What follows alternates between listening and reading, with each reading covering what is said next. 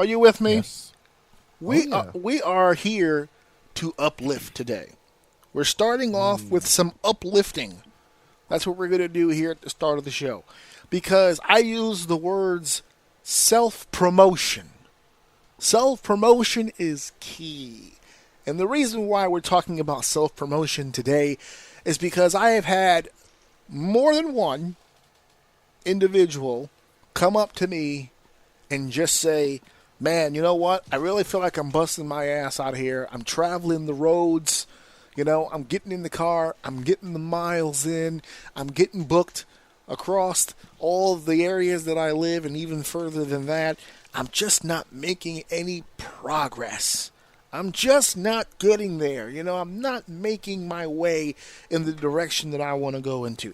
What's the key? What am I missing that I'm not gaining the success that I wish to gain?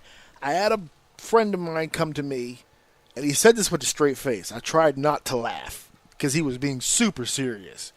But he said to me, he says, I'm sick of other people not promoting me. Hey. I'm going to start promoting myself. Now, Let's for go. the record, it does sound motivational. It sounds like somebody finally had a breakthrough moment. You know what? Fuck everybody. I'm going to do me. And I like that attitude. The problem is he's in year 5 of his career. So the question that I have is, why did you wait till now to come to the epiphany of having to promote yourself? To do what's necessary to get the word out on who you are and what you do. Now, I wasn't saying that to him for shade. I was genuinely curious. What was the plan? It's a hard, but it's a good question. You got to evaluate. Yeah. So I was like, I was curious. I was like, so I'm trying to think about in his head, what was the idea? What was the plan? So, you know, he's a younger gentleman, early 20s.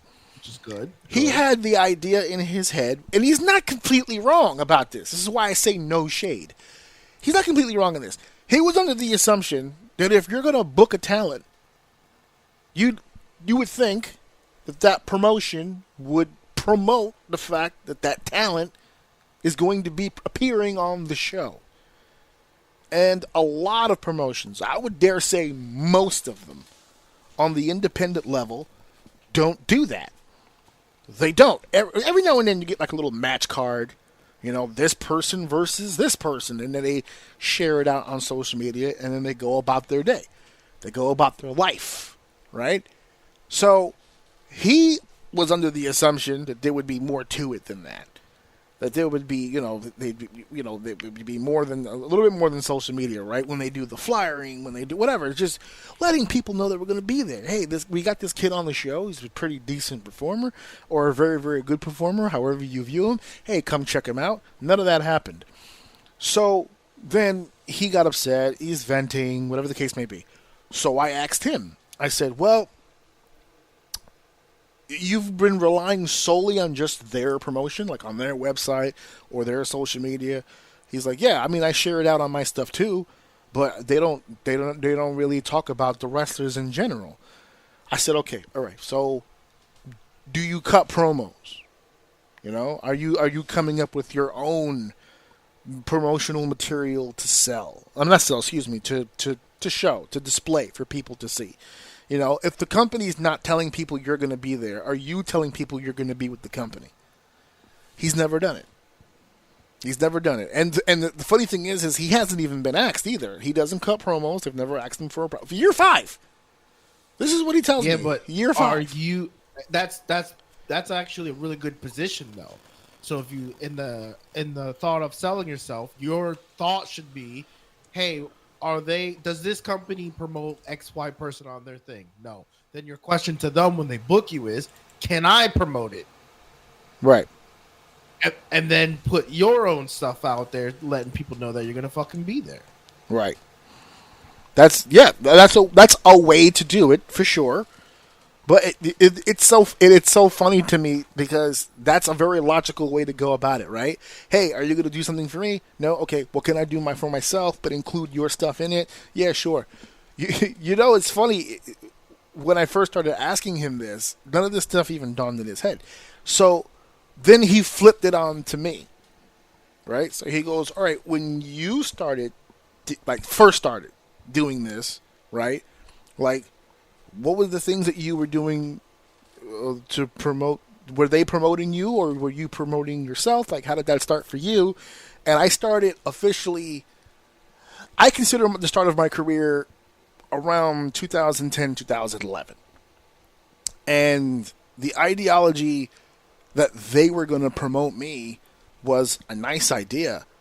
But I never, from the start of my career, I always call it, I don't even call it promoting, I call it bragging. I was bragging in the beginning of my career. I'm going to be at this show at this time doing this thing. Y'all should come check me out.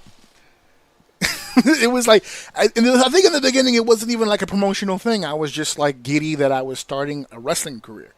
Because you've known me my whole life. You know how much I love wrestling, even when I was a kid. I was starting a career in wrestling. I was super excited. I couldn't not tell anybody about it. I didn't really at the time even consider it really promoting myself. I considered it more of a brag. I'm bragging to people. Yeah, I'm going to be at this show doing this thing at this place with these people, you know. I'm going to be on the show. You remember the start of my career. I'm going to be on the show with Shane Douglas, the franchise. I'm going to be in the same ring with Homicide. I'm going to be with this Tony Mamaluke, Chavo Guerrero, Kitty Dykstra. You know, I was naming names. You know what I'm saying? Like, I'm with this person, or I'm doing this. I couldn't help but do it. Like, I was trying, not for nothing, I was trying to brag that I was even doing it. But in doing that, in sharing it around and helping with the flyering and meeting people and exchanging of ideas, I was building a foundation, and I was building a network that eventually helped me out down the line. I could not do wrestling for 2 years right now and then get back into it when I choose to because of that network, because of what I was able to do. So enough about the guy. I just wanted to get the ball of thought, the train of thought behind whoever is out there listening right now, thinking to themselves, well, how would I even begin to do that? How would I even begin to promote myself, as you say?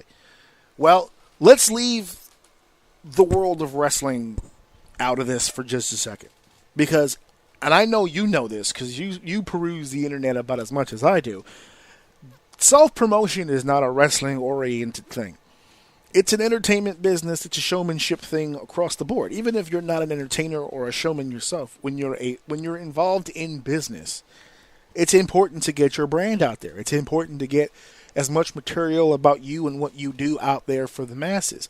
Back in the day, that was an incredibly hard feat. You would need either TV or radio or newspaper. It was extremely hard.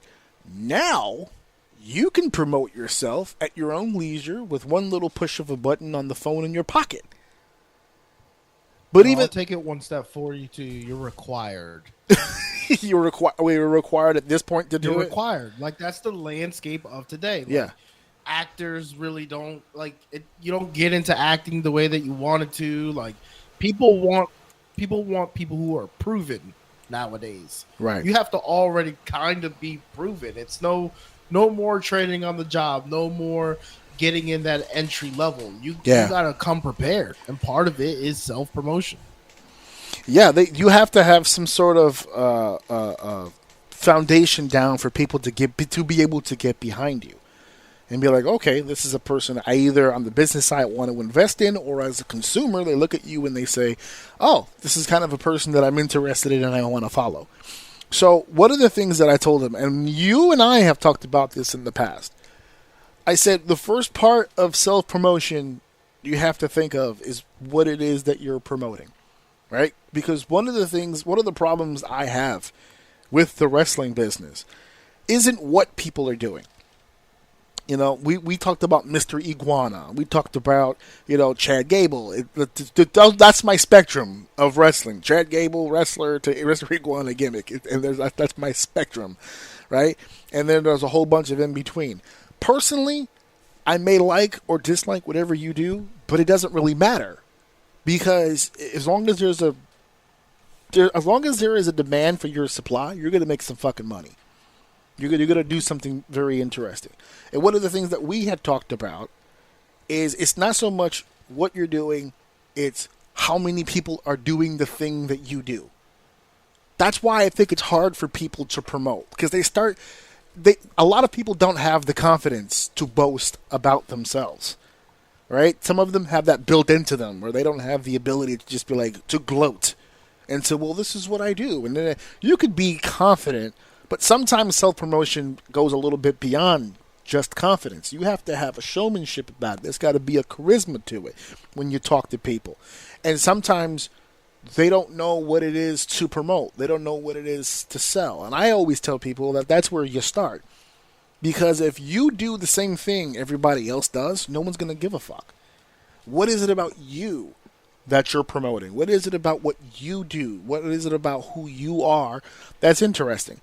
If you're a wrestler and you sell to me, I could do a moonsault from the top rope all the way to the floor. All right, I got 4 other guys in the locker room that could do that. Or I'm a great technical wrestler. I'm like a Benoit. And I'm like, okay, cool. I got about 10 guys that could do that already in the locker room. What is it that you do? What is it that you sound like? What is it that you say? What skills do you have that make you different from everyone else? If you can figure that part out and you have something that you can bring to the table, that's what you promote. If you don't, if you sit down and think about what you do and you can compare what you do to everybody around you, that's where you need to work. That's where your issue is, right there. If you're doing everything else that everybody else is doing, you're going to make it really hard competitively for yourself. And that's not just in the ring, that's out of the ring, that's on. If you're a YouTuber and you're doing the same content as other YouTubers, you better be better at them at that content, or you're not going to do shit. You're a ripoff. You're a low-budget version of whoever it was that does it better than you. So you got to find something that makes you you. If you don't have anything that makes you you, you got an issue. That's a problem I can't help you with. You got to be able to find something else. But once you do find that one thing, and you go, you know what? Nobody can do this better than I can do this. This is my thing. This is where I make my money. This is where the situation is. So now you start to really promote. So I'm going to give people really quickly, because you and I sit here, we do this podcast once a week, every week, like clockwork. So let me give you guys an example of what I'm talking about in the difference of self-promotion. Because when I first started this podcast, initially, when I first started it, I started off really hot. I had friends, I had family, I had people within the industry. There were a lot of people listening to my shit, and it took off really fast, really quick. I'll say the first year. The first year was like a really good year for Orsini's Uncensored Mind. And then year 2, a little less. Year 3, a little less. Right? I started getting a little bit more. When we got into the 3rd year, a little bit, it started becoming a little bit less out there. I wasn't getting as many listens. I wasn't getting as many clicks. And when that happens, you have to start evaluating what it is that you're doing. I wasn't promoting myself a whole lot. I wasn't putting things out there. I wasn't tagging. I wasn't putting into groups. I wasn't really pushing it the way that I really should have been pushing it. I was putting it on different platforms, but were they the right platforms? I was getting it in front of people, but were they the right people? Am I sharing it to any group, or am I sharing it to a wrestling specific group, or whatever topic I was talking about at the time, right? I just uploaded a video that we're going to be releasing. It's an old episode, like 32 or something, where I talked about the Bill Cosby case at the time when that first happened. That's not a wrestling episode. Why would I put that in a wrestling group? I should put that in another group where they're more into shit like that. But I wasn't thinking like that at the time. I was doing what I thought was best for the podcast, and I wasn't doing the right thing. So I was lowering down. So the more lower it got, I'll be honest, my level of interest for the podcast started lowering as well. Because at the time I was doing the podcast by myself. So I got to do this every week, make the time, and I was, after a while you start to feel like, I'm doing it for what? Like, who's listening? Is it just me? So, like, you start to get down on yourself a little bit. But then I got this great idea. My wife was a big catalyst for the idea and started talking about it a little bit more. about doing different topics, and we were trying to find ways to freshen up the show a little bit. And that was when the idea of a co-host came up, and that's when you came up around the third year anniversary is when you got onto the podcast yourself. And then I had a person to bounce off these ideas and go back and forth, and that renewed my enjoyment of doing the podcast, and the numbers went up again because now there's another consistent voice. They're just not listening to me yammer full hour and a half, or whatever the fuck I was doing at the time, and it changed the sound of the show. And then because you're on the show, I can do other topics that I wouldn't normally do because I don't feel confident in doing it. With you, I can do more video game stuff. I could do more sports stuff. I could do more do stuff because you're up on stuff, and so like it's a different conversation now. So every now and then I would have a guest where I could do that, but to have another voice on the show all the time, it went back up. But again, we did it year 3 and then year 4, and then what happens? You start to dwindle down again.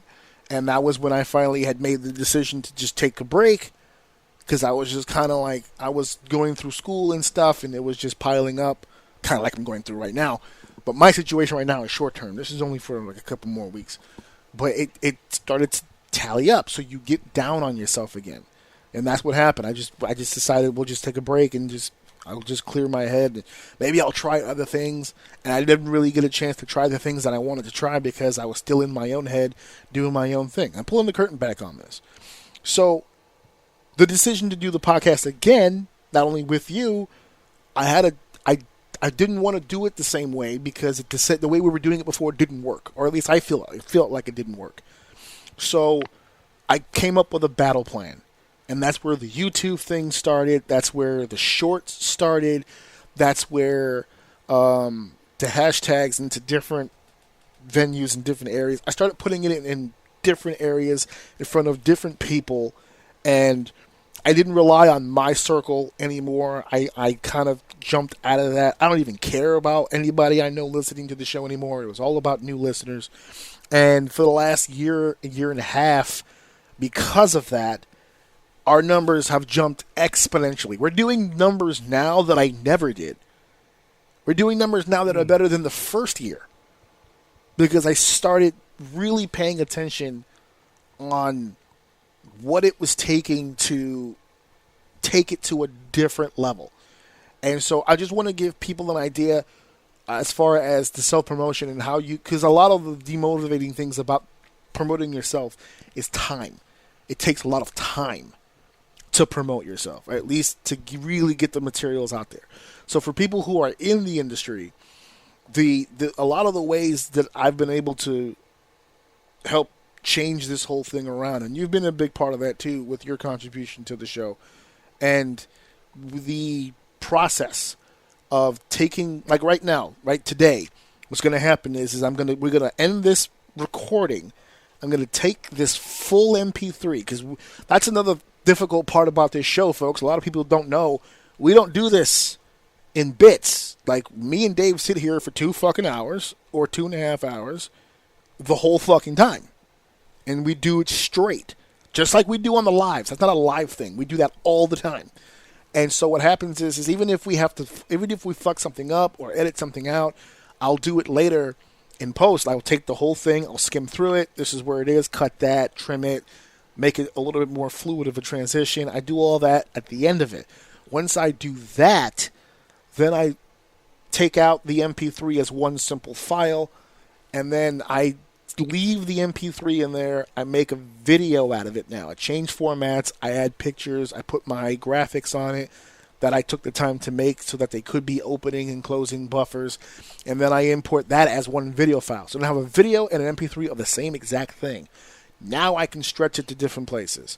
I put my MP3 on Podbean, because Podbean, the only reason why I kept Podbean is it still puts me in other places. Because of Podbean, you can listen to the show on iTunes, you can listen to the show on Spotify, you can listen to the show on iHeartRadio. It pumps me out into all these different places. So that's good. That's what I was doing before. So that's good. But people weren't jumping on those platforms and searching me. because those platforms don't really promote you unless you're in the hundreds of thousands or millions of views. So you don't really get a lot of sponsorship. You don't get a lot of opportunity there. Adding YouTube was the game changer. Because what happens now is I put the full episode on YouTube. I put the segments that we do individually as segments on YouTube, and then those segments I put into another website. I generate clips, and then I put the clips on as shorts on YouTube. That's been the killer. That's been the game change that I didn't see coming. Now we've got shorts that are in the thousands of views. We've got segments that are in the hundreds of views. We've got full episodes that are also now getting into the hundreds of views. And you look at one video and you'll see, let's say, like for instance, you see one video that says 200 views. But that video came out earlier in the day. Now midway through the day, something got like 500 views. And then at the end of the day, something got like 300 views. That day, you got yourself 1,000 views and all you did was schedule 3 videos. And that's what I mean by time. So you just need to pick a day where that's the day you do the work for the week. Because that's what I do. Tonight's my night. I'm going to do all the work tonight. And then I schedule everything for the whole week. And it's working for you automatically. Yeah, and it does it for you. So let me give people a heads up on how that happens. So, like I said, I upload everything to YouTube, but I don't... On YouTube, when you upload videos to YouTube, if you go to I'm using a page, the Orsini's Uncensored Mind Facebook page, not the personal profile, the professional page. And with that, they have a section called Business Suite, where you can post or you can schedule to post. So I put my description, my link, my thumbnail, all that stuff. I put that for a schedule. So the first thing I schedule is the whole episode. After that, it's a segment a day. Every day at 3 p.m., you can go to YouTube and it'll be live streaming our full episode on Wednesday and then the segments throughout the course of the week. It usually takes me all the way back to Tuesday where we record again and then we upload on Wednesday. So it's one continuous loop. That means every day at 3 p.m., if you go to our YouTube channel, you'll see full videos. Also, I take the full video, I make a segment, that takes me throughout the week. Then I take the segment, and I go to a program called OPS Clips. I don't know if anyone's ever heard of that. It is a pay site. I'll get into that in a little bit. But I put our segments in there, and then that clips it into short, digestible bites. It even gives me the captions, which is dope. And it does all for me. Clip, clip, clip, clip, clip. Gives me a listing. These are all the clips we were able to get from your piece. All the stuff they felt was really relevant, would be good for the internet. It recommends clips to you from the stuff you did. I download all of them. Then I put them in a folder. Here's the clips, and I label all of them so I know which one is which and when I'm going to use them. And I keep doing that with not all the segments, just the ones that I think really will fucking be really cool to listen to. And I take those clips. You can put one segment in and get like 30 clips from it. It's a lot of clips. So I have a big folder of clips. We got a bunch of shit that we did, me and you, that people still haven't even heard as a clip yet. And because I have so many clips, now what happens is at 9 a.m., I have a clip. It pops up as a short, scheduled. 12 o'clock, noon, short. 3 o'clock is our main shit, and then again several hours later at 7, boop, it clips again. So that's 3 shorts, 1 full episode. When I have free time, I edit the old episodes. I have those scheduled to drop at 2 in the morning. Just so it doesn't fuck up people's algorithms. You won't get a fucking notification for it. It won't premiere. It's just something that hits the site. That way, later on in the day, if they're rummaging through the site, they can see if an old episode popped up. And they can go back and throw back. And that's scheduled every day for the week. So you figured 3 shorts a day. That's 21 shorts throughout the week, segments, and the full episode, all scheduled. Now, how do I schedule it? Because not every program has an ability to schedule. Facebook does. You can schedule it. But Twitter doesn't. Instagram doesn't. What else do I have on the thing? Let me pull this up real quick. Not a plug. This isn't a plug, although it could be. I have a program here called Zoho.com. Zoho.com/social, actually. /social. And what this website does is it allows you to put in social media, whatever your social media brand, like whatever it'll ask you to sign in, and it'll link you to your Facebook, to your Twitter, to your Instagram, and it'll keep it in this one program. Oh, here it is. Facebook, Twitter, Instagram. We have this is all Orsini's Uncensored Mind. Facebook, Twitter, Instagram, TikTok. We have a TikTok for Orsini's Uncensored Mind. We have a Mastodon account, and we have a Threads account. And they're all in this one program. And I know that you're going to think, well, they all have different formats, bro. You can't all... That's right. They all do have different formats. So here's what happens. I click one post, and I put as many in there that share the same format as I possibly can. So, like, for instance, the shorts.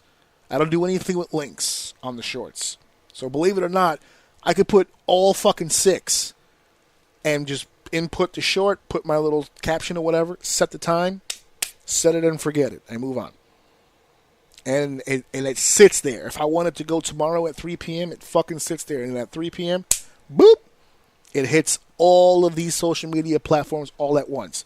The only one I don't use here is Facebook. And the reason for that is because if I put Facebook in here, it will post to my Facebook. But it won't post to the Orsini Uncensored Mind group. And that's the one that I feel like sometimes gets us the most traction. So I have to remember to share it into that group, which I kept forgetting to do. So I don't put it in Zoho. So what I do is I go to Facebook. Facebook has the ability to schedule a post, and it will allow you to schedule the post for the page and the group at the same time. So I don't have to remember anything. It just puts it in both. So all my ground is covered. So for instance, what I was saying about Wednesdays or Tuesdays normally, Tuesday night is extremely busy for me because I'm doing all that in the same night. But, to be fair, when I'm done, I don't have to think about it. And it just sets up. Now, Opius Clips was just an example of a website that I use that cuts the clips, but there are several out there. I did my research before I wound up at Opius Clips. There's a couple out there that are actually free. You just got to listen to ads or whatever the case may be. It's a little bit more cumbersome, but you can actually do it. Then there's some that charge, and they're outlandish with how they charge. There was one, so that's Opius Clips. They cut and they clip and they edit for you. The Zoho was a big challenge for me because one of the things that people complain about the most, and I agree 100%, is this stuff is very time consuming to do. To have to remember on your own, hey, let me send out a tweet real quick. Let me send out an Instagram real quick. Let me send out a TikTok real quick. It could be tiresome. So I was looking for different programs to help me out, and everyone always pitched Hootsuite to me. Hootsuite wanted a fucking several $100s for a year to do the shit for me. And I was just like, that's crazy. I don't have that kind of money. But if you Google these kind of programs and you literally Google the name of the program and then put substitute or alternative, you'll get a bunch of websites that do the same thing, but either cheaper or even free. You just got to do a little bit of the homework.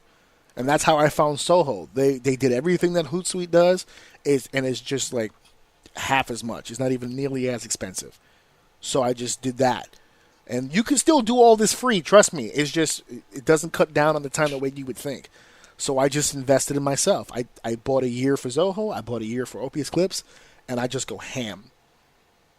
And that's how I promote myself for the show. And the result has been crazy. Our show right now has been doing crazy good. So for those out there in the wrestling world, when it comes to self-promotion, the only way that you can really promote yourself as a wrestler, promos are essential. Promos about yourself, upcoming match, fucking promotion you're going to be working for. Cut a promo about a fucking school bus. I don't give a fuck. Just put something on the fucking channel. Same thing with your wrestling matches. A lot of companies don't let you film your match. Fuck that. Have someone film your match for you. Cut that shit up. Do a highlight video. If they don't want the full match on YouTube, great. Do a fucking highlight video. Take shorts. Do a really cool move or have a really cool moment. Clip that. Put it on YouTube. Put it out there. Put it out there. Put yourself out there. That's the key Fucking literally all of it. Just put yourself out there. There's a lot of people who, oh, it takes too much time. I don't have the money, which is all valid. I'm not saying any of that with shade. It's all valid. But at some point, if you really, really want to do something, then you have to cross that bridge. You have to start. That's what makes the difference. I know. It's the start. That the time and effort is what makes the difference. Because, well, I'm going to point back to what you said. Like, I got all these people that can do the suplexes and the backflips and all the shit that you could do. What makes you different? And I've sat with that a very long time with myself as well, trying to discover, what do I do different? What can I capture that makes me different? Like, that's such a hard fucking question to answer. Like, if you're a wrestler and you're like, well, what makes you different? Like, that's a very difficult fucking question to ask. Mm-hmm. But to be honest with you, what I've learned, that if it is difficult for you to answer, it's because you're not doing the work. Because if you know, like, for instance, in retail, if you know your numbers, it's because you've been working them and you know them. And I can regurgitate them to you. And I know where I am, margin and all that stuff. It's no different from an entertainer or being a wrestler. What makes you different? Well, I don't know. Then you're not doing the work. You're not exposed enough. You're not doing something. You're not putting yourself in a position to fail enough to go, oh, I'm ass at that, but I'm good at this. And literally the one thing I'm just recently learning is what you can do to separate yourself immediately, because this all sounds like long-term shit. What you can do today to make you different than literally 90% of the people that you're competing with is just simply doing the work. Yeah. That's it. It's just doing the work, setting it up, setting up those systems like you're saying, having someone record your matches. Yeah. Even if you do your first 5 matches that you record, you don't post anything. You just practice the system. See what the clips look like. See what that stuff, and then decide, oh, I like this, I like that. And then when people ask you what makes you different, you'll have a better answer. It's really just doing the work. And it's required nowadays if you want to be different. Yeah. Let me give you a quick example about somebody who because I was saying earlier about people who just, it's hard even for people with confidence. Without confidence, I mean, it's like 100% more difficult for an individual that really wants to do something, but they're not exactly extroverted enough to really just fucking, okay, fuck it, I'm just going to do it. So like my wife. That's huge what you're saying right now. Yeah. My wife is extremely intelligent. And she is an amazing teacher. What she is not is a public orator. I look at what she does with such awe because she's so good at what she does. When I do my thing, she looks in awe because she can't do it. She can't do it to save her life. She can't even wear a headset to do this. I have to put a lapel on her so she doesn't realize. I almost have to trick her into talking into a microphone. Because it messes with her. So she came up one day. I don't even know what spurred the idea, but it was during the pandemic. So during the pandemic, all the YouTube children's channels went nuts, right? Everybody just got crazy views and numbers because it was the pandemic. Nobody had shit else to do but to watch YouTube videos. So she got this idea in her head. She wanted to do a YouTube channel where she would be doing read-alouds for kids, but not just read-alouds for kids, specifically students. And the videos could be used not just to read to students, but to actually give outlines to the teachers as well. Because one of my wife's greatest skills as a teacher is she's really good at curriculum. She could do lessons and units off the top of her head. She doesn't even need paper and pen. She could just tell you, all right, this is what the goals are, this is what the standards should be, this is what we're doing, all that stuff. So her idea for the YouTube channel, I'll do a read-aloud. And then at the end of the read-aloud, like the read-aloud will be for the student, but the end of the video would be more for the teacher. If you read this to your students, here's what you should look for. This is what you need to put in the unit. This would be great for this lesson. And when she was explaining it to me, she had so much joy in what she was saying. And I said, okay, so then, let's do it. Let's get you a YouTube channel. And then she was just like, well, I mean, and then that's where it kicks in. Like when you start going over your passion, you explain it with such great passion, and then it's like, okay, so let's do it. And they go, well, so hold on. So right, so what I did, I went to work. Like I say about a week after that, I went to work, and I was working on the podcast stuff, and I just said, out of curiosity, I called her on the phone. I said, out of curiosity, if you were going to do the channel, you're not, but let's just say if you were going to do it, what would you really call it? Like, what would be the whole theme of the whole thing? And she's like, oh, let me think about it. She started spitballing ideas. We're texting back and forth. She landed on Miss Ling's library. And she had this really cool idea of how it would look, and it just wanted to be really kid-friendly, cutesy, all this different stuff. And it was just a great idea. So I was like, okay, that's not bad.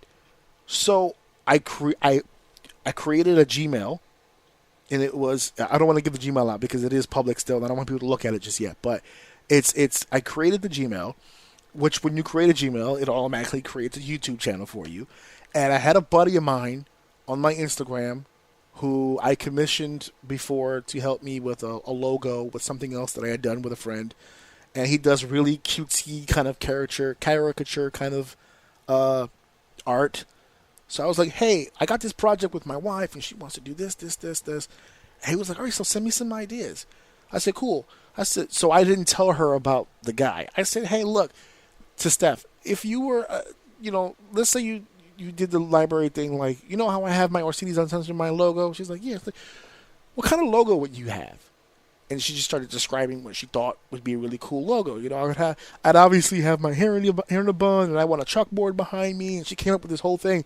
So I sent those details to my art guy, and he sent me a sketch of an idea, and I showed it to her, and she was like, what are you doing?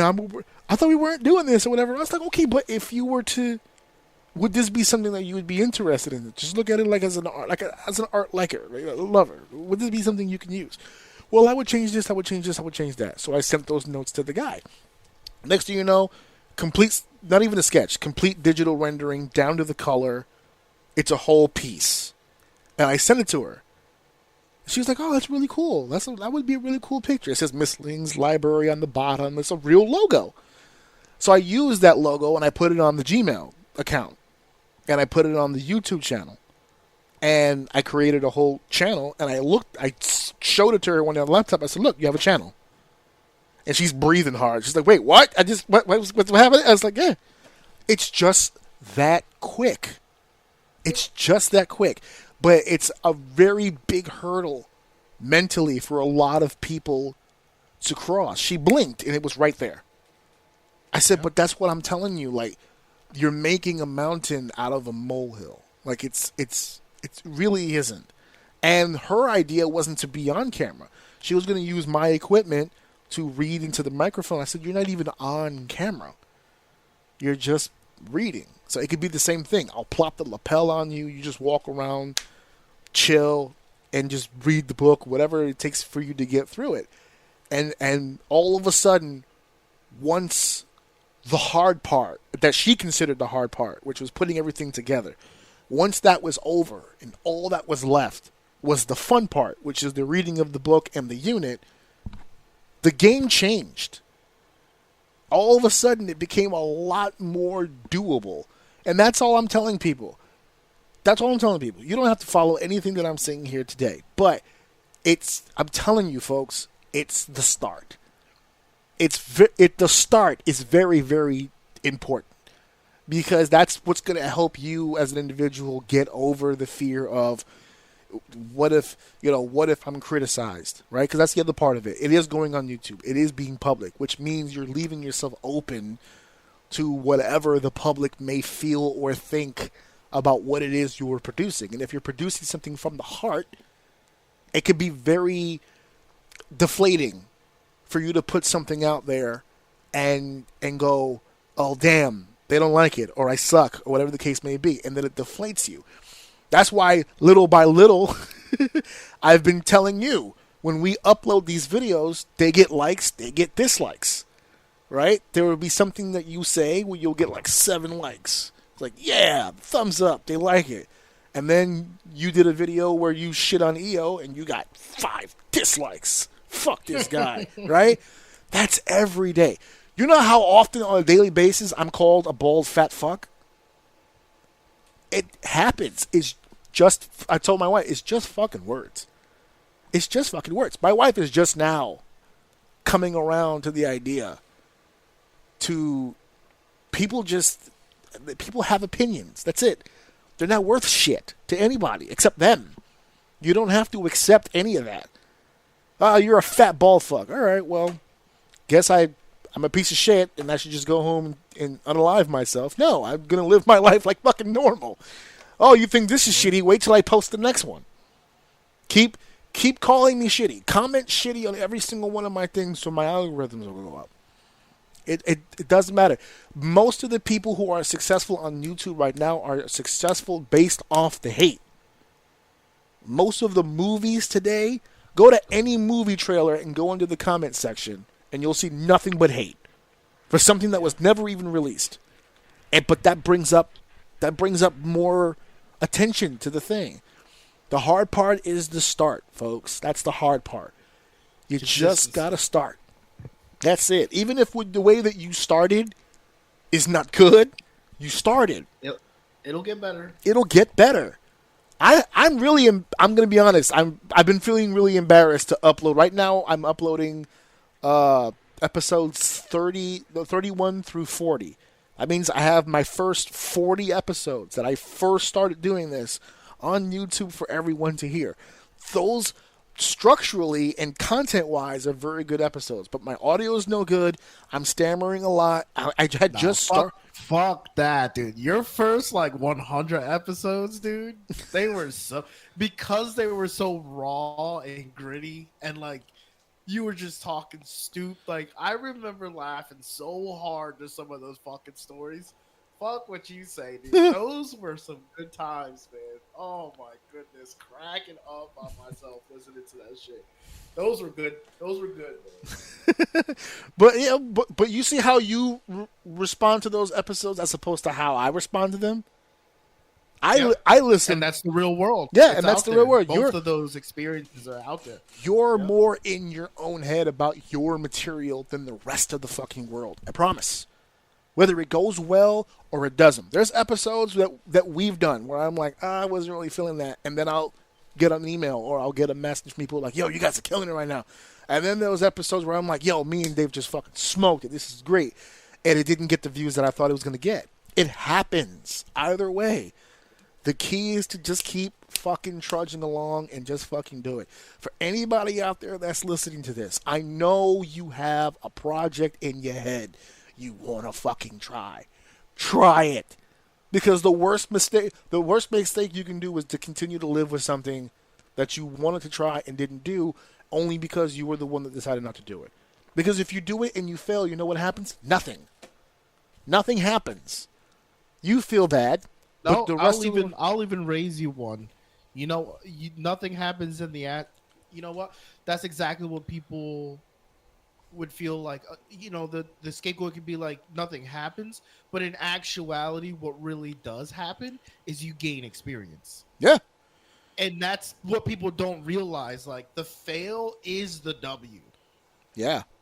So you're gonna gain confidence. You're gonna gain momentum. Maybe you might lose some. And then you might come back later. Like you just said in your story, you got deflated a little bit and you came back and you did it again and now you're here and we're gaining some momentum. It's like you're literally showing exactly what you're saying. Yeah, you can get discouraged and leave. But if that fire burns again, you're going to come back with more experience than you had the first time you did it. You'll be and better. That could be the moment you're fucking out of here. So that person who's 5 years in trying to figure it out, you're going to pivot to trying to promote yourself, but you have all of this experience that someone who's starting right now doesn't have, and that separates you. You just got to do the work. Yeah, that's it. You just got to fucking, you just got to fucking go. You got to go. There's so many people in this world who are putting out content that have no talent and no skill. And nothing really to say at all. And they're getting fucking numbers. Yes. Dude, $10K a month, bro. They're just reeling it just because they don't stop. Yeah, they just don't stop. That's what it is. They just flood it. Stop. Flood it. That's it. You call them dumbass every single episode at 5 o'clock. They're stupid, but the view and the advertisement is there, and they're gonna take that shit straight to the bank, straight to the bank. And you can get in on this action too. You just gotta start. Yep. That's it. You just gotta spread your cheeks. Oh wait, we're talking about platforms. That's a different. Sorry. Yeah, we're not talking about those blue wings. That's a whole other conversation over there. Get those OFs, get those UVs started over there. That's a whole other conversation for another day. But not for nothing, if you're a female out there listening to this and you're contemplating the OF, girl, go ahead and put your titties on there. No one gives a fuck. No one gives a fuck. Not really. These dudes out there, I couldn't be with a girl who was on my... Yeah, all right. They're full of shit. They're full of shit, ladies. They're full of shit. It's not true. If you can make money, make money. That's it. Now, don't think that you're going to make big money.